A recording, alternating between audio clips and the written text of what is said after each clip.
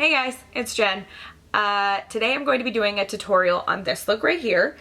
It's very pinup, very 50s. Watch it, let me know what you think, comment, subscribe, all that jazz, and share it with your friends. I know there's a lot of rockabilly festivals that happen during this time of the season, going into the summer season, so hopefully this look will be able to help. Let me know what you think, and I'll talk to you guys later. So let's get started. I'm starting off by using MAC Pro Longwear Concealer as a primer all over my lid. And then I'm going to go in with MAC Soft Brown, and any black fluffy brush will do. And I'm just going to put that and dust that all over my lid, just as a nice transition color. I feel that this really helps with the blending process. And then I'm going to go in with Vanilla and Llama. And I'm just any flat shader brush, I'm using that all over the lid. I'm not just going in the middle like I did in my last video. I'm going all over the lid, up to the crease, up and over, because this is going to be a nice cut crease look. And then I'm just kind of taking a black fluffy brush and dusting any excess of that white powder off. And now I'm just going in with Scotch tape, and basically with the Scotch tape, I'm putting it from the corner of my eye up until the farthest point of where my eyebrow ends. And now I'm going to go in with the Morphe 350 palette, and I'm using that light brown that's in the absolute center of that palette. And I'm taking the Morphe M433 brush, and I'm just packing that color in on the top of my crease. And you'll see I'm going all the way through in the middle. And then I'm going to take a bulkier, flatter brush, and I'm just going to start lightly packing in a little more of that color slightly above the crease. And then I take that light brown from the Morphe 350 palette, and I put a new clean Go Hair brush, and I just start blending up. And I feel like the light brown helps with this blending process, because sometimes that brown won't move as much, but I feel with a lighter transition color you can easily blend it more. And this process takes a long time, and I go back and forth, and I go in circular motions until that brown is fully blended. And then I take a black synthetic fluffy brush and just start blending even more. And then I'm going to go in with that dark brown in the Morphe 350 palette and any pencil brush. And I think that dark brown, by the way, is the third from the left.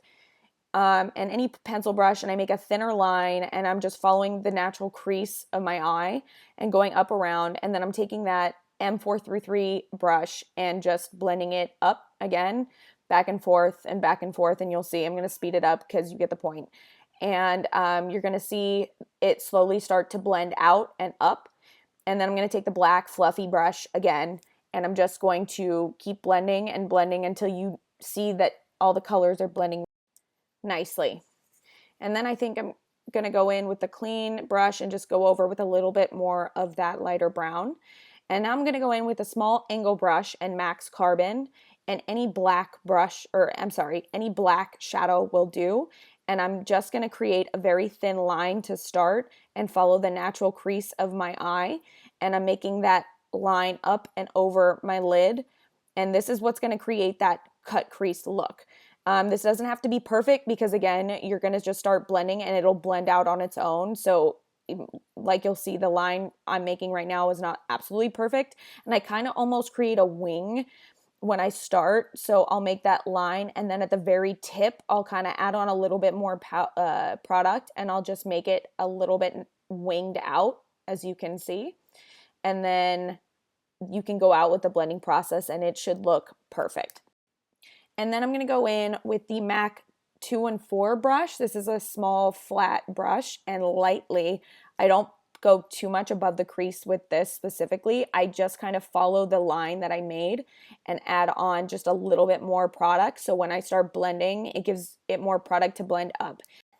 And then to start with the blending process, I go in with the Morphe M433 brush, and I just start blending out that black a little bit up to start blending it out. You're going to see I'm going to go in with another brush, and that'll definitely help blend it up. But for now, I'm just going to kind of take a light brown and just start blending that black up to start and kind of loosen it up.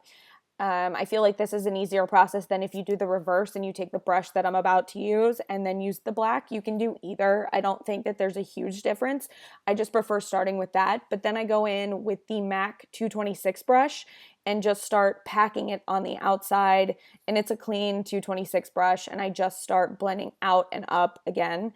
I feel like the black is the most crucial part to blend out, because if you don't, you're just going to create like some weird black line and you're not going to get that blended out nice look that you want. So again, I'm speeding it up because the blending takes the longest time. And then I go in with a black fluffy synthetic brush and just start blending out that even more.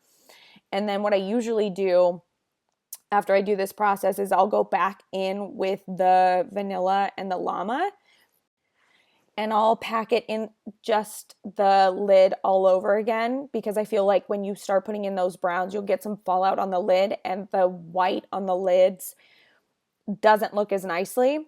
So I'll go in with the Llama and the vanilla, and then I'll take the angle brush again and just create a thin line. And then this time I blend out just a little bit, just because the black's already really blended out. I just want to create that line again. And now I'm going in with the the Maybelline Eye Lasting Studio Gel Liner, and I believe this is Blackest Black, and you'll see the line that I'm making. This is going to be a really winged out look. You can make it more winged if you want. I kind of kept it somewhat subtle.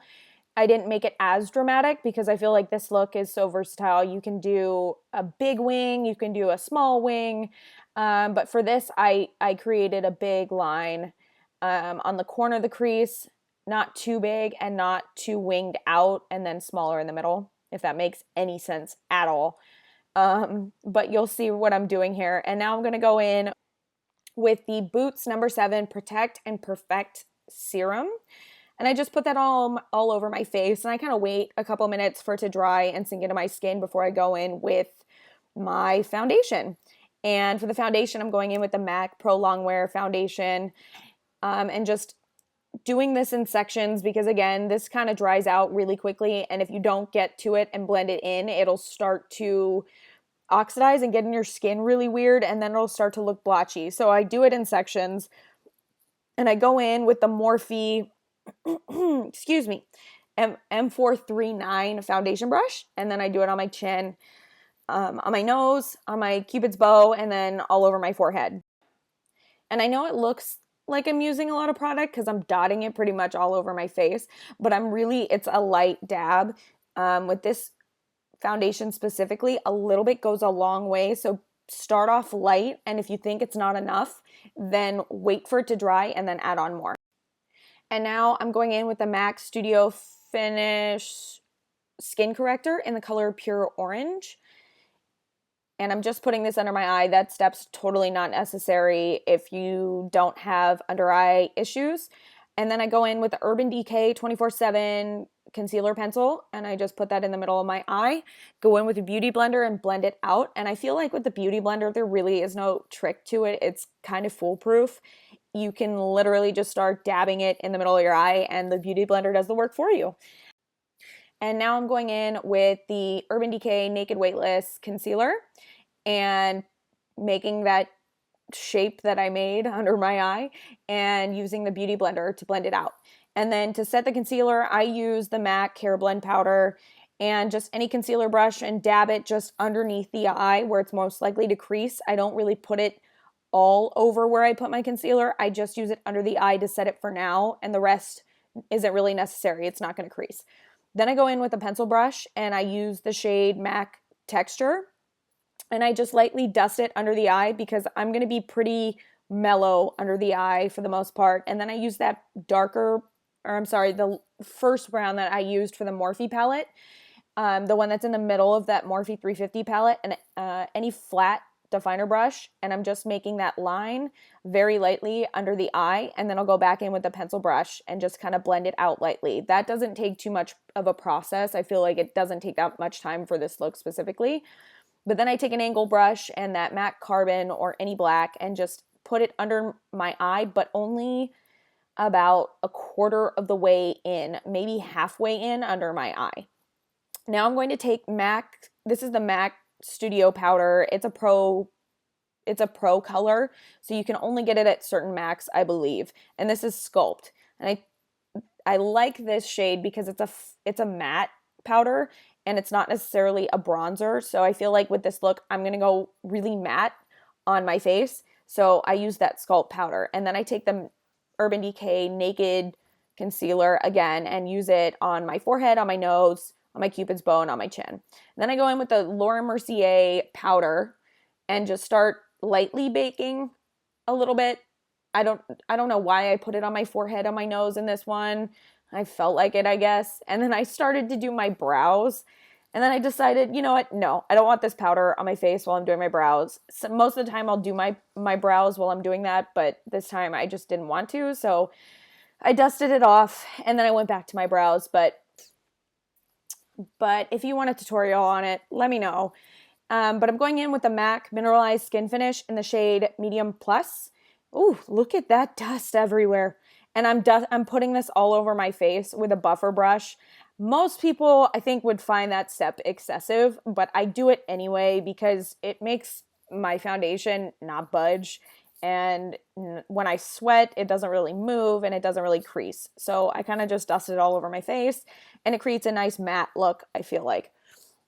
Then I go in with the Anastasia Beverly Hills Dipbrow Pomade in the shade Dark Brown. And I go in, any flat brush will do, but this is the Anastasia. I feel like I screw that name up every time. Anastasia Beverly Hills 20 brush. And I just do my brows. And then I take MAC Nylon to highlight underneath my brows. And I feel like this makes the eyes really pop. Then I go in with the MAC Liquidlast liner. And this is a liquid liner. And I just outline the gel liner that I put on. And I feel like it makes the black liner really pop. It's an extra step. Necessary? Probably not. But I do it anyway. I feel like it makes the black look super black as opposed to just like a nice black. And then I go in with the MAC Extended Play Giga Black Lash Mascara and just do the top coat of my lashes. And I feel like doing my lashes with my mascara before I put on my lashes always makes my lashes last longer because I'm not putting a bunch of product and they don't get that spider look on my lashes. But now I'm going in with my lashes, and my lashes are the Lily lashes in the color, these lashes are the Brittany Bear lashes. And I love these lashes for this look because I didn't want to go too fluffy because I really wanted you to be able to see the eyeshadow and not necessarily have the lashes covering up the eye, especially with the eyeliner. I feel this look is very focused on the eyeliner. So these are perfect. They're like light and fluffy and not too large, loud, and proud. But now I'm going to go in with my lip liner, and any lip liner for this will do because I feel like the lipstick I go in with, you're not going to see this liner anyway, but I feel like for tracing where this liquid lipstick goes, this helps the process. This is MAC Soar, if anybody's even curious, but I go in and line them, and I wanted them to be narrow in the corner, but fuller in the middle. And I feel like I like this look for pinup. But now I'm going to go in with Jeffree Star Cosmetics Liquid Lipstick, and this is the shade Red Rum. And I love this red. This red is like the perfect red. I feel like I have so many reds, and none of them really... They're all nice, but I love this red. I love this red for this look. I think it's dead on and perfect. And the way I start with liquid lipsticks, because I feel like it's such a sensitive step, and it's such a sensitive product to use because it'll dry really fast, and then you'll get that weird smudge, and then you'll try and wipe it off, and then you'll look like you've just got blood all over your face. I outline the bottom lip, and then I fill in, and then I outline the top lip, and then I fill it in. And then I go in with just any black liner and mark the bottom waterline. And yes, I realized my hair was sitting up in curlers, so I'm taking it out so you can see the full look. Although I like it up like that. It looks really nice.